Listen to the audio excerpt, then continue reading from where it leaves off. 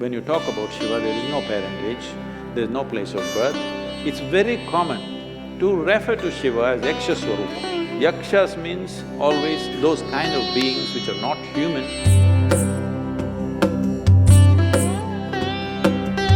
So, all the enlightened people who've been… How many did you meet? Like, I've heard about many. Like, say Krishna or Muhammad or Ram or Christ, Buddha, all the enlightened people who've been on this planet, there is some sort of mention of their birth or death.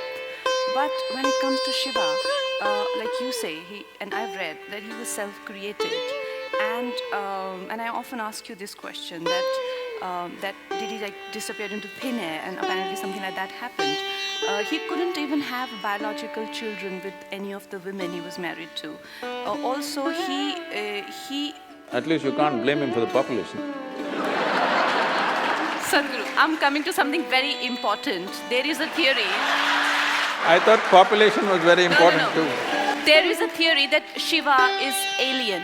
My favorite director, Christopher Nolan, made this film, Interstellar, which is one of my favorite films, where they are constantly referring to certain beings as they. They are communicating, they are talking to us, they are doing this, but they never really clarified who they were. Like, were they aliens, were they gods, who they were? And Sadhguru, like this, I think I felt it in, like when any creative idea comes to me, it has absolutely no intellectual grounds where I can go back and track it down. It's literally like a mail dropped in my head. It seems like it's from an outside space. This is not a confession. I know it's a confession, but Sadhguru, is it that we are being operated by an external, sort of outside beings? Is it that? Well, people who have no faith in human intelligence are looking up that intelligence will come from somewhere else.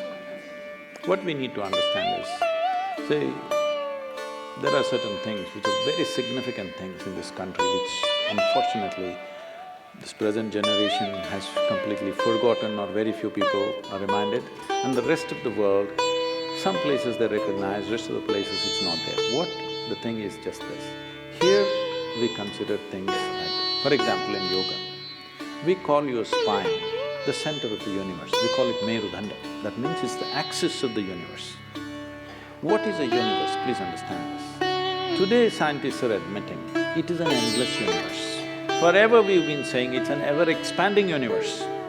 So we said your spine is the axis of the universe. That sounds ridiculous. Even without putting any load, most people's backs are hurting badly.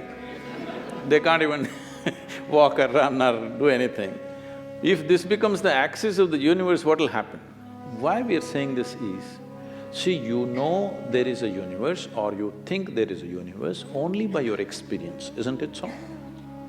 If you did not experience, if you could not see this, if you could not see like this and feel like this, you wouldn't know there is a universe. Only because of your experience there is a universe. And the center where your experience is being transmitted is through your spine. If you cut a few wires in your spine, you will have no experience even of the body, forget about the universe. So because your ability to experience the universe is rooted and centered in your spine, we are calling your spine as the axis of the universe. Suppose this hall, see now we know the boundaries of this hall. Now we can debate whether this is the center of this hall or that is the center of this hall. Suppose there are no boundaries to this hall, how would you decide which is the center of this hall? Where you are is the center of the hall, isn't it? From this basis, we developed a whole possibility for a human being, how not just to believe these things, but to make it into your living experience.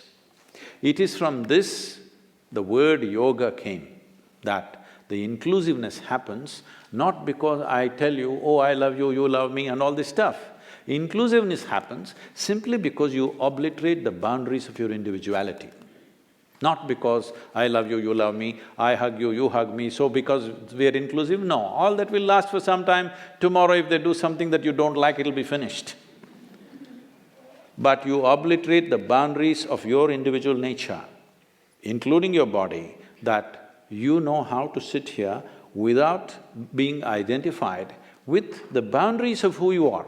Your physical structure, your mental structure, your emotional structure has a boundary. It may be large or small. No, I'm not talking about the body being large. It may be large or small, but it has a boundary. But there are dimensions which have no boundary. What doesn't have a boundary is non-physical in nature. So our focus has always been on that dimension, which is non-physical. That is why Shiva became the most important thing, because Shiva means that which is not, that which is non-physical. Now is he the yogi that we are talking about, is he a human being, did he come from somewhere else? See, there are things, as you said, there is no parentage. When you talk about Shiva, there is no parentage, there is no place of birth, nobody saw him as a young boy to grow up. All the time when we saw him, he was about the same age.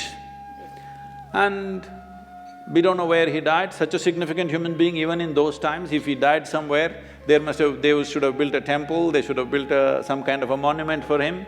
Nothing like that happened. So there is no birth, there is no death, there is no parentage, there is no siblings, there is no anything to prove that he was here. Does it mean to say we can assume he came from somewhere? Not necessarily. But in many of the… if you look at the lore, it's very common to refer to Shiva as Yaksha Swarupa.